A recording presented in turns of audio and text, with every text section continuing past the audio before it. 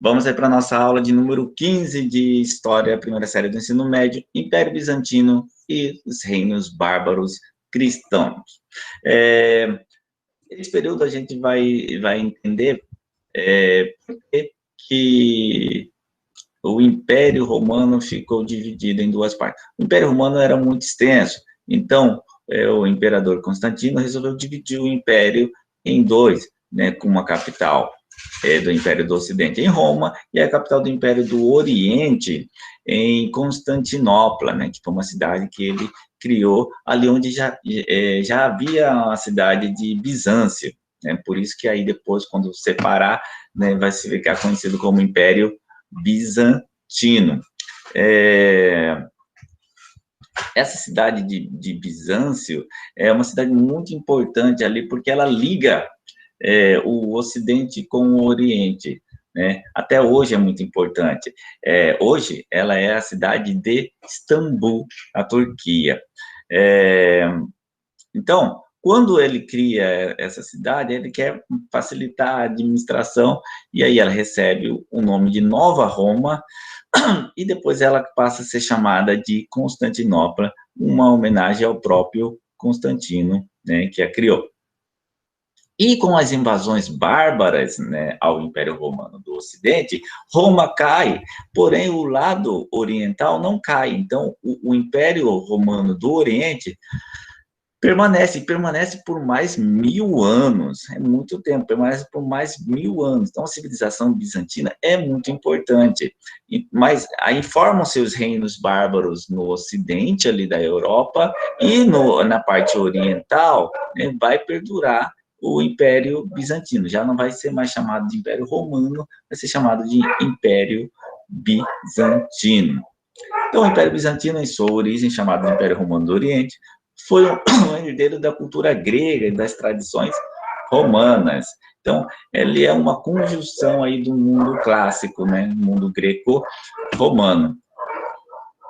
O modelo político do Império Bizantino era autocrático, e seu imperador era chamado de Basileu, dispunha de autoridade absoluta justificada por meio da religiosidade cristã.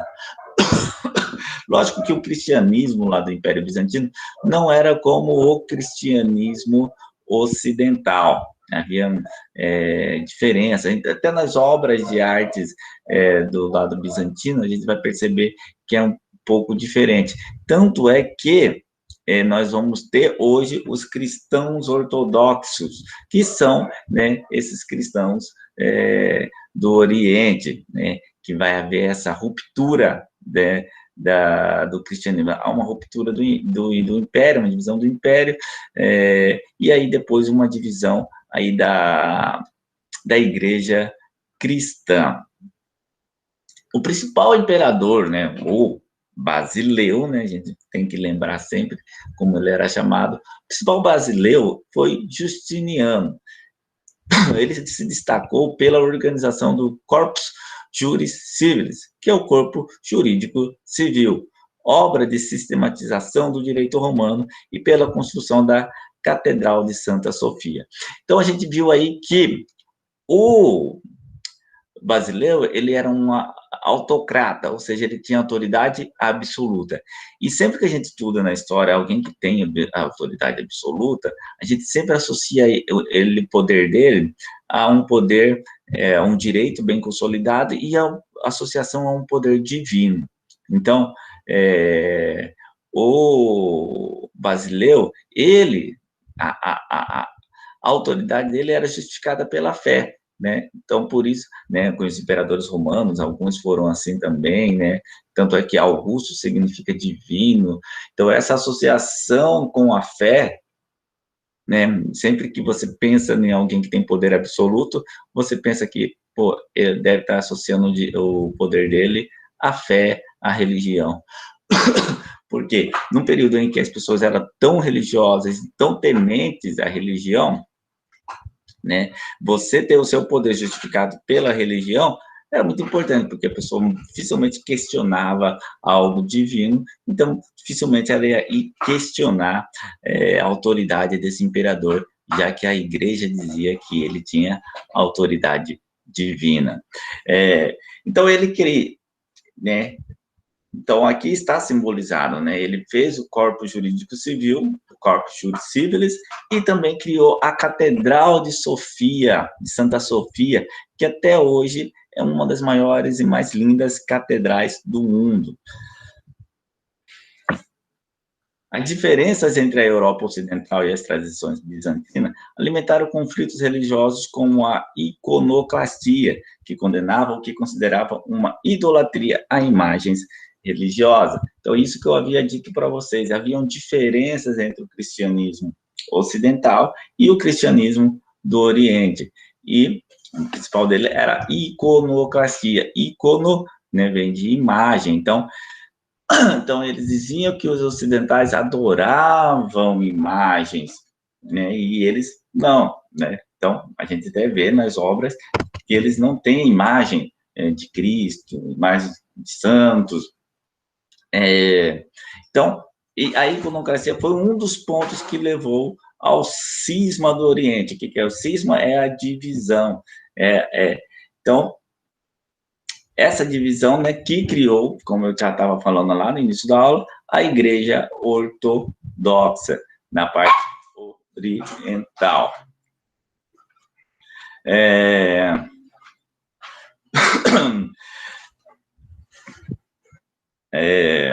Então, nós ficamos aí com uma igreja lá no Oriente, a Ortodoxa, e a Igreja Católica em Roma, já ali se unindo aos reinos bárbaros, que a gente vai ver daqui a pouco. Na Europa Ocidental medieval, em meio à fragmentação do poder político e com a diminuição das atividades comerciais, ganhou contornos uma civilização com traços grego-romanos, tradições germânicas e uma visão cristã. Então, a receita do bolo da Idade Média é essa. Ela continuou com características gregas e romanas, e as tradições que os germanos trouxeram, e como ponto principal, né, já que não havia mais aquele poder central do governo, que era do Império Romano, quem vai ter que centralizar esse poder e unificar a Europa vai ser a religião cristã. A religião cristã que vai moldar a Europa Ocidental da época. Tanto é que a igreja, né, vai ser a grande senhora feudal, vai ser a detentora da maior parte das terras, ela vai ter um poder muito grande, né, inclusive de até mandar matar pessoas, né, a gente viu nos tribunais da Santa Inquisição, né, que matavam os hereges. Então, o poder da igreja era muito grande nesse período, e os monarcas germânicos, né, desses povos que invadiram a Europa, para tentar consolidar-se no poder, eles iam se convertendo ao cristianismo. E um dos importantes, né, que se converteram ao cristianismo foi um rei franco chamado Clovis, né? E aí, né, o cristianismo, a igreja cristã católica vai colocar Clovis como protetor da cristandade, e aí, né, a gente vai ter o nascimento aí do Império Franco, que a gente vai entender um pouco mais daqui a pouco. Uma importante herança da cultura germânica foi o comitatus, relação de fidelidade mútua entre chefes de tribos e seus guerreiros, sob juramento de fidelidade. Então, uma coisa que vocês precisam gravar e não esquecer: o elemento romano e o elemento germânico, que fazem com que forme-se a feição que foi o feudalismo, a Idade Média. O romano é o colonato, né, que fazia com que a pessoa fosse ligada à terra. A pessoa ia trabalhar na fazenda de alguém e ele ficava preso àquela terra. E o comitatus, que é essa fidelidade mútua por juramento. Então, você junta os dois, você vai ter o quê? O feudalismo, que era essa característica da pessoa, né, fazer um juramento de fidelidade ao seu suzerano, de ficar ali na terra, né? Por exemplo, o servo, ele era ligado à terra, tanto que, se, por exemplo, um suzerano, um senhor, vendesse o seu feudo, né, ia junto os seus servos, né, então os servos estavam ligados àquela terra, eles não podiam ir embora, né, e deixar o seu senhor. Então, isso é uma herança do colonato romano e a fidelidade do comitatus germânico. Então, essa junção, colonato e comitatus, tem como resultado o feudalismo. Então, não esqueça disso. Colonato romano, comitatus germânico, igual a feudalismo. No Reino Franco, houve aproximação entre o poder político e religioso. A conversão do rei Clovis ao cristianismo e sua aliança com a Igreja Romana contribuiu para consolidar o poderio da instituição religiosa. Então, como eu já venho frisando, um acaba ajudando o outro, né? Clovis acaba aumentando seu poder, né, de unificar ali a Europa, por se converter ao cristianismo, e o cristianismo também, né, acaba ficando mais forte, porque tem o poder, tem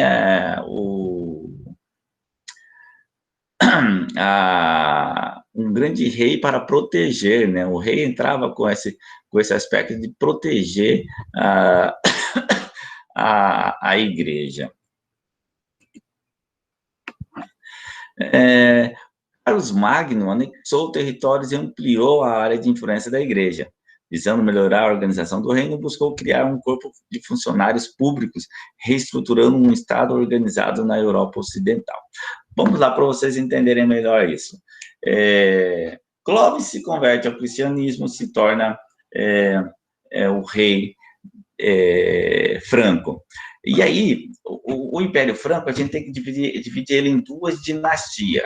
Dinastias são sequências de reis de uma mesma família.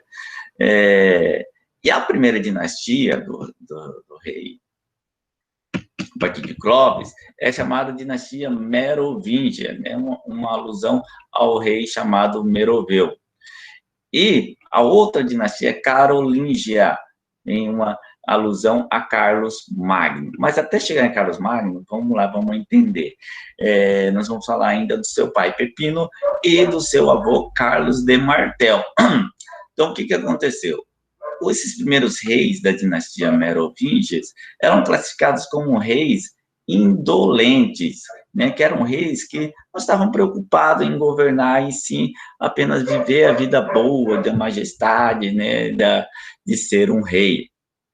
Então, quem acabava governando no seu lugar era um alto funcionário chamado major domus, ou mordomo do paço, que era, vamos dizer assim, hoje seria um primeiro-ministro, né, como se fosse na Inglaterra. Tem a rainha e tem o primeiro-ministro, que é quem governa de fato.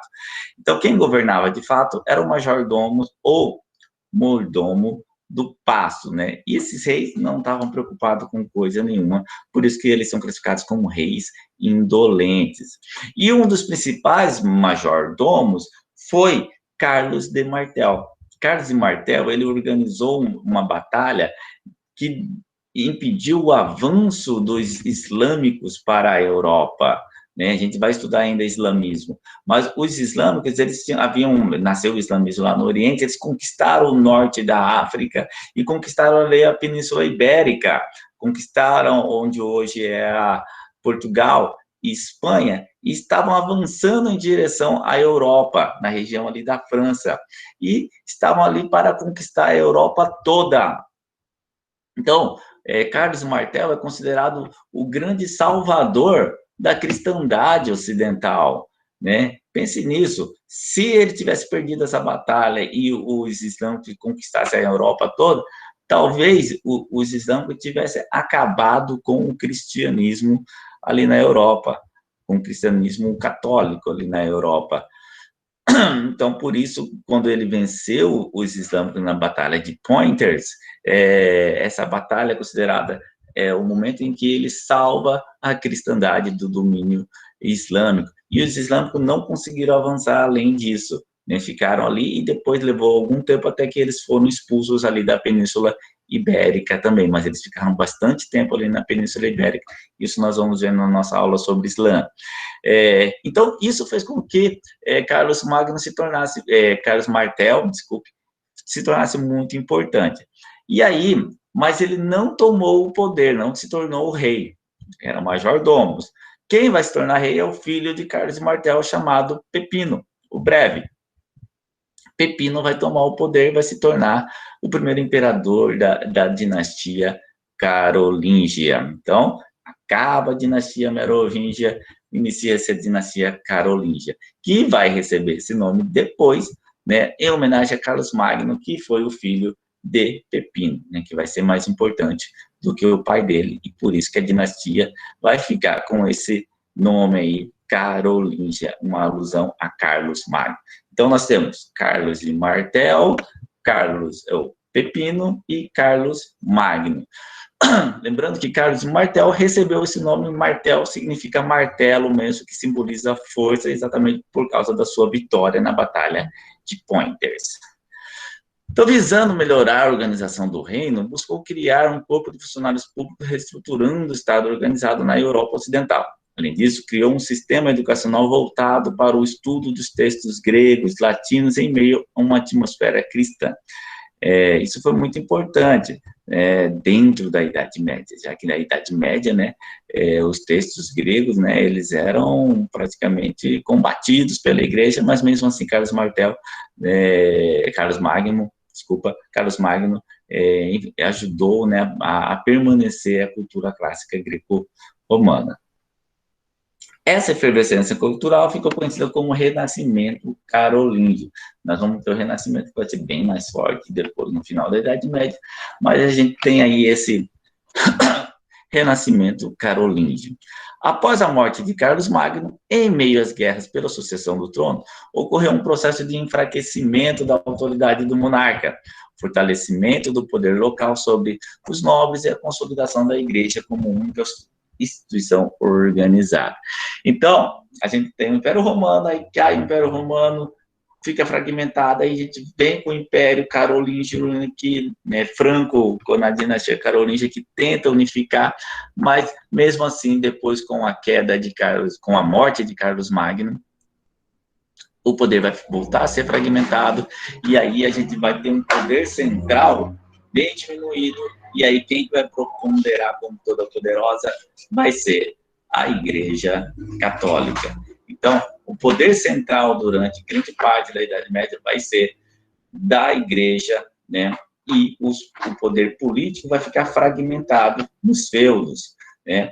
Que eram, né, os funcionários, né, do Império Carolíngio, que eram os marqueses, né, que tinham marcas, e os condes, que eram os condados, né, que administravam cada região. Então, cada um vai, né, tomando um poder na sua região e vão se formando os feudos. Então, vai continuar tendo rei, mas esse rei não vai ter tanto poder quanto antes, né? O poder central vai ser atribuído mais à igreja e, né, o poder vai estar fragmentado na mão desses senhores feudais.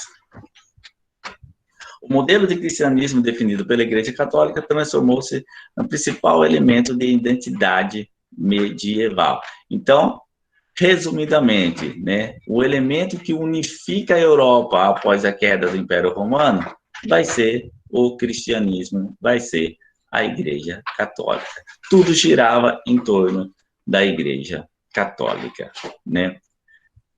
A unidade do Ocidente vai ser estabelecida pela religião. O corpo cultural vai ser estabelecido pela religião e moral também, né? Tudo vai estar relacionado à religião e ao cristianismo.